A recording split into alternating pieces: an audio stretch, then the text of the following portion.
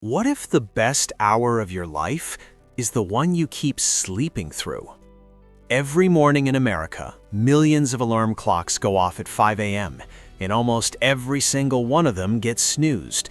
People groan, pull the blanket tighter, and whisper to themselves, just 5 more minutes.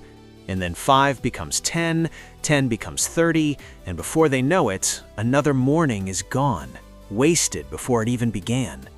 But somewhere in a quiet suburb of Columbus, Ohio, a 34-year-old man named Marcus Webb was doing something different. He wasn't rich, not yet. He wasn't famous. He didn't have a fancy degree on his wall or a corner office with a view.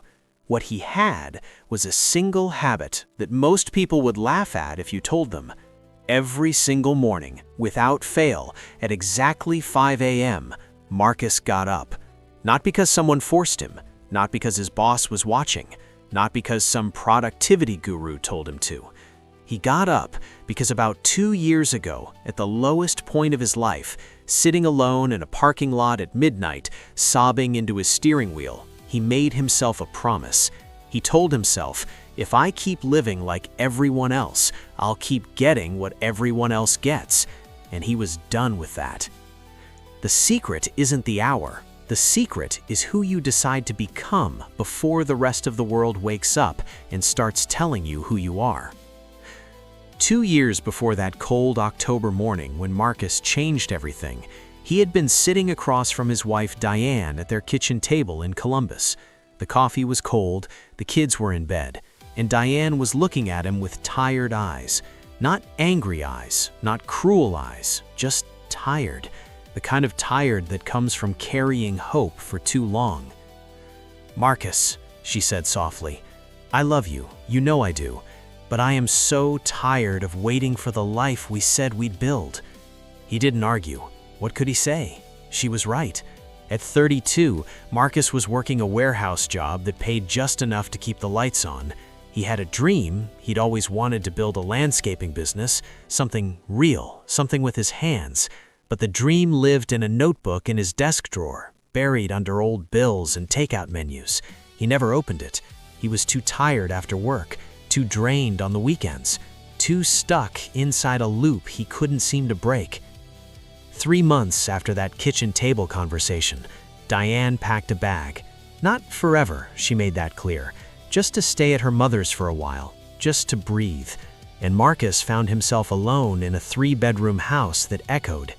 He spent 2 weeks doing what most people do when their life starts cracking. He numbed it.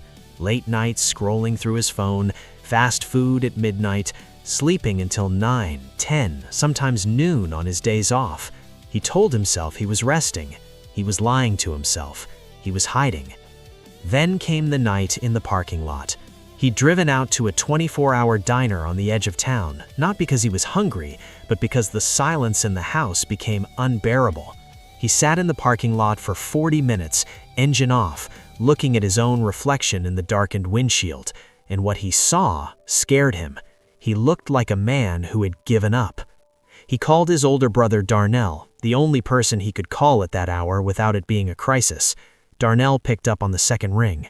"You sleepin'?" Marcus asked. "Man, it's midnight. I've been up since 5. Marcus blinked. 5 in the morning? "Every day," Darnell said, like it was nothing. "Why?" There was a pause. Then Darnell said something Marcus would never forget. "Because between 5 and 7 a.m., the world has no demands on me. No notifications, no boss, no noise. Just me and whatever I choose to build.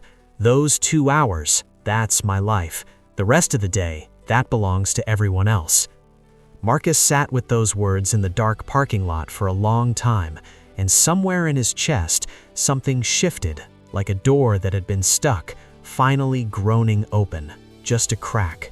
The next morning, Marcus set his alarm for 5 a.m. He didn't tell anyone. He didn't post about it, he just set it, put the phone face down on the nightstand, and lay there in the dark, heart beating a little faster than usual, like he was about to do something brave. At 5 o'clock, the alarm went off. And here is what no motivational poster will tell you. It was absolutely miserable. His body fought him. His bed felt like the most comfortable place on earth. His brain launched a full legal argument for why staying in bed was the reasonable, responsible, healthy choice. You need sleep. You worked hard yesterday. You'll start tomorrow. What's one more day? But Marcus had cried in a parking lot the night before, and that memory was fresh enough to hurt. So he did the one thing you have to do on the first morning. He sat up. Not with energy, not with enthusiasm. He sat up the way a man sits up when he's made a decision that he knows is bigger than his feelings. He put his feet on the cold floor. He stood up, and he shuffled to the kitchen. He stood at the kitchen counter, watching the coffee maker gurgle and hiss. Outside, it was pitch black. The neighborhood was completely still. No traffic, no lawnmowers, no neighbors' TVs bleeding through the walls. Just silence, and him. For the first time in months, he felt something unexpected. He felt early.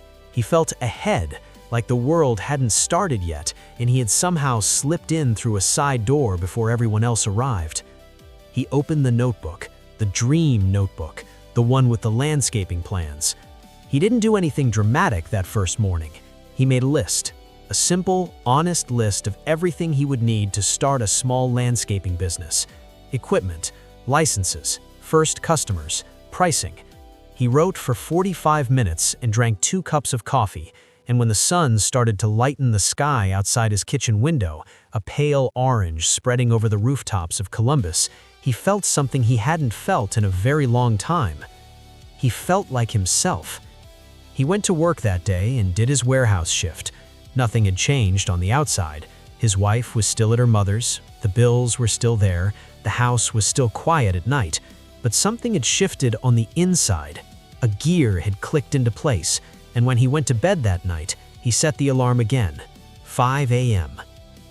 Here is something that most people never discover because they never stick with anything long enough to find out. Small daily actions, practiced consistently, do not add up linearly, they multiply. In week 1, Marcus made lists. He researched. He learned what it would cost to register a business in Ohio. He looked up what a basic landscaping trailer and equipment package would run.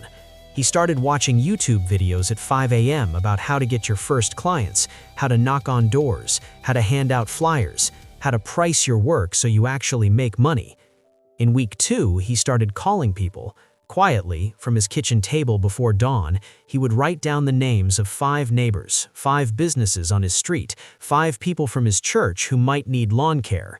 He didn't call at 5 a.m., that would be crazy, but he made the list, wrote his script, worked out what he'd say, rehearsed it out loud in his empty kitchen while the rest of the neighborhood slept. By week 3, he had his first customer, Mrs. Patterson from 3 streets over, a 70-year-old retired school teacher who had been paying a kid from the neighborhood $40 every 2 weeks. Marcus offered her $35 and a promise. Her lawn would be done every single week, on the same day, at the same time. Reliability. That's what she wanted. That's what he offered. By the end of month 2, he had 7 customers. He was still working the warehouse job. He had to, the bills were real. But every morning at 5 a.m., he was building, calling, planning, learning, pricing jobs, reading about how to hire a first helper, watching videos about commercial mowing equipment, studying how the most successful landscaping businesses in the country had started. Almost all of them, he discovered, had started exactly like this, with 1 truck, 1 mower, and more ambition than money. People always ask, when did you find the time? I tell them, I didn't find it, I stole it. Every morning, before the world could take it from me, I stole 2 hours, and I used every single minute. Something else was happening too, something he hadn't expected. He was sleeping better. He was eating better. He had stopped scrolling through his phone at midnight because he was genuinely tired by 9:30, the good kind of tired, the tired that comes from actually using your energy on something that matters instead of wasting it in the swamp of social media, in Netflix, and quiet despair. He called Diane on a Sunday afternoon in month 3, not to beg, not to explain, just to tell her what he was building. She was quiet for a long moment after he finished. Then she said, "Send me a picture of the notebook." He did. She called back 20 minutes later, and she could hear something different in her voice. Not just hope, but something more careful than hope. Something that had been hurt before and was moving slowly, testing the ground. She said, "Keep going. Just keep going." At month 5, something went wrong. The old truck Marcus had been using for landscaping, an '09 Ford F-150 he'd bought for $4,200, blew its transmission on a Tuesday morning, in the driveway, with 3 lawns scheduled that day and a new customer he had just landed the week before. The repair estimate was $2,800. He sat on the steps of his house and felt the old gravity pulling him down, that familiar weight, the voice that said, "See, this is why. This is exactly why people like you don't make it, because the universe keeps throwing walls in front of you, and eventually, walls win." He sat there for a while, letting it hurt, not running from it. Then he went inside, made coffee, and sat down at the kitchen table. It was 5:17 a.m. The world was still dark outside. He opened the notebook. Not to a new page, he opened it to the very first page, the list he had made that very first morning after the parking lot, and he read it. All of it. Every scribbled note, every circled number, every crossed-out idea. He had done almost everything on that first list. Almost everything he had written down in the dark, at his lowest point, with nothing but coffee and stubbornness, he had actually done. He put the notebook down, picked up his phone, and started calling every person he knew who might have a truck he could borrow or rent for 2 days. By 7 a.m., his neighbor Troy, a plumber who owed Marcus a favor from 3 winters ago when Marcus had helped him dig out after a pipe froze, said yes. Troy's pickup was older and slower, but it ran. Marcus made all 3 appointments that day. He also applied for a small business loan at his credit union that week, and he got it. $5,000, enough to fix the truck, buy a second mower, and actually breathe. Later, Marcus would say that the truck breaking down was the best thing that could have happened to him. Not because it was easy, it wasn't, but because it forced him to ask for help. And when he asked for help, he realized he wasn't building alone anymore. He had neighbors pulling for him. He had Darnell checking in every Sunday. He had Diane watching from a distance, quietly rooting for him.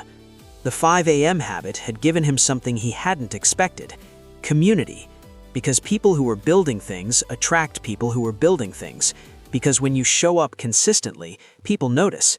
Because integrity, doing what you say, showing up when you say, is magnetic in a world full of flakes and excuses. By month 8, Marcus had 22 regular clients. He had hired 1 part-time worker, a 20-year-old named Deshaun, who showed up on time, worked hard, and reminded Marcus a little of himself at that age, hungry and unsure and looking for someone to believe in him. Marcus believed in him. He paid him fairly. He taught him everything he knew.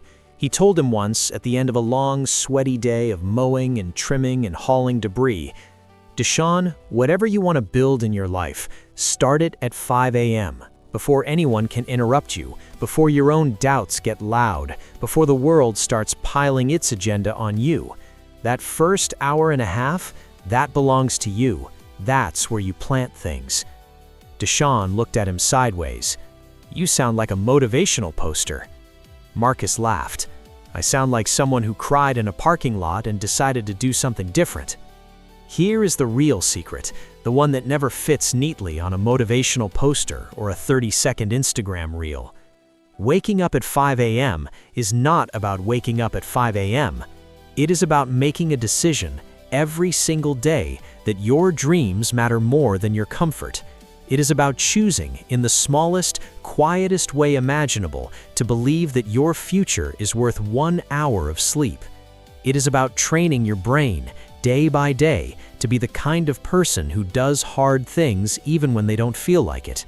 Because the alarm going off at 5 a.m. and you choosing to get up, that decision, made daily, rewires something deep.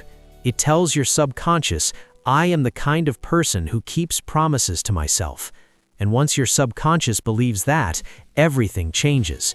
The way you approach hard conversations, the way you handle setbacks, the way you show up for the people who are counting on you. You don't rise at 5 a.m. to become productive. You rise at 5 a.m. to become the kind of person who is not afraid of themselves.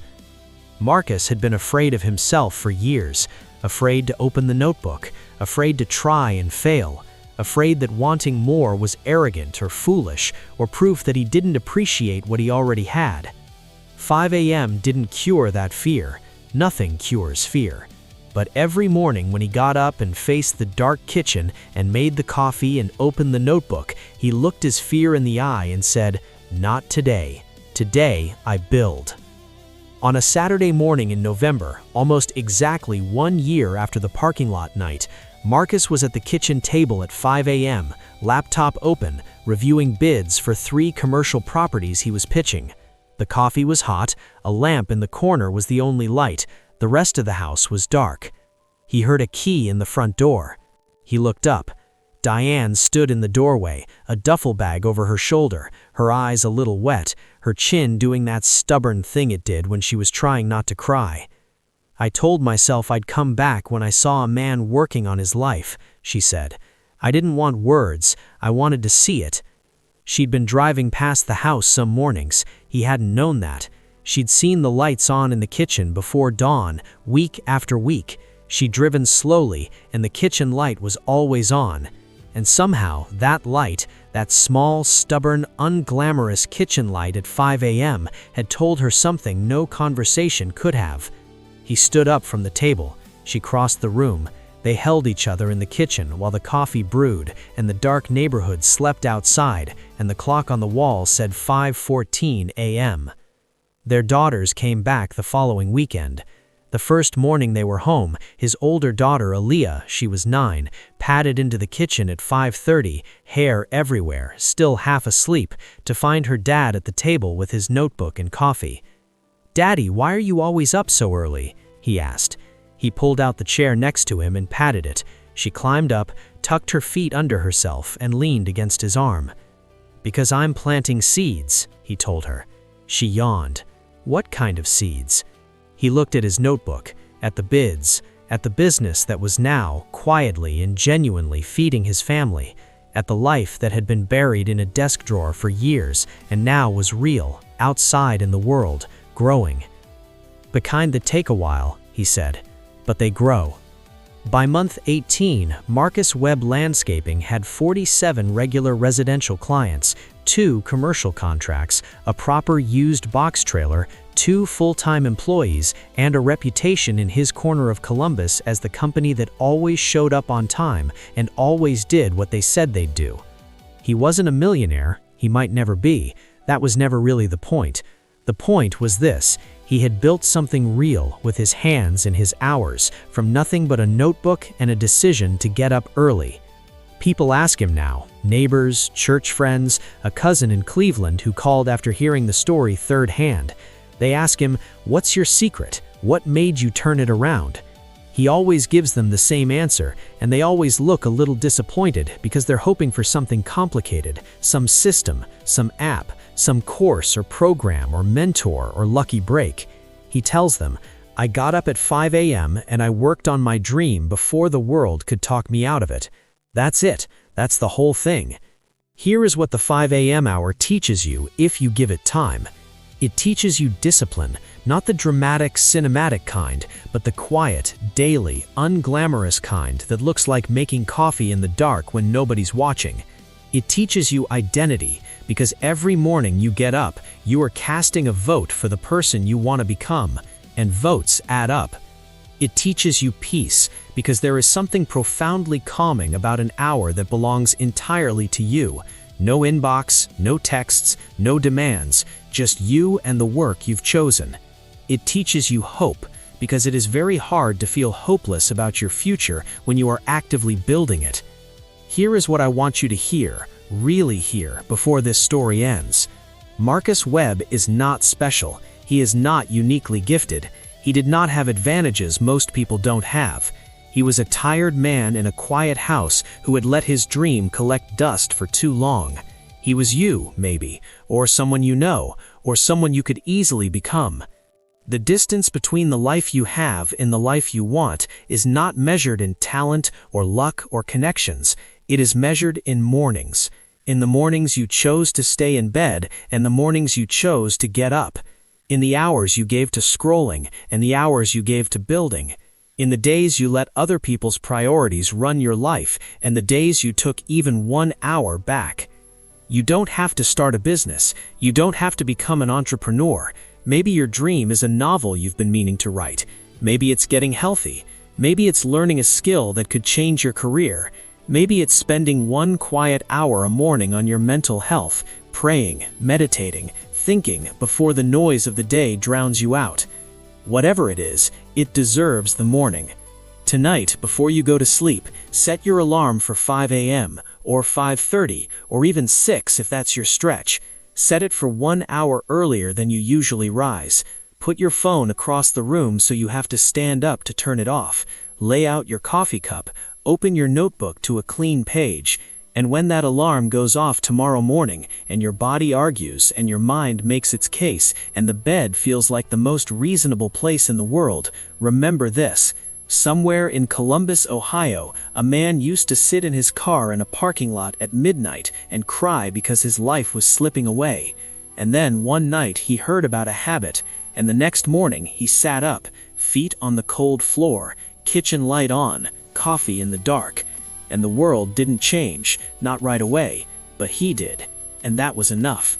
The most important meeting of your life happens at 5 a.m. The person waiting for you in that quiet kitchen isn't your boss, your spouse, or your critics. It's you, the version of you that's been waiting for a chance to finally show up. Don't keep that person waiting any longer. Get up. The morning is yours. Did this story move you? Share it with someone who needs to hear it. Subscribe for more stories that challenge you to build the life you actually want, one morning at a time. Like, comment, subscribe.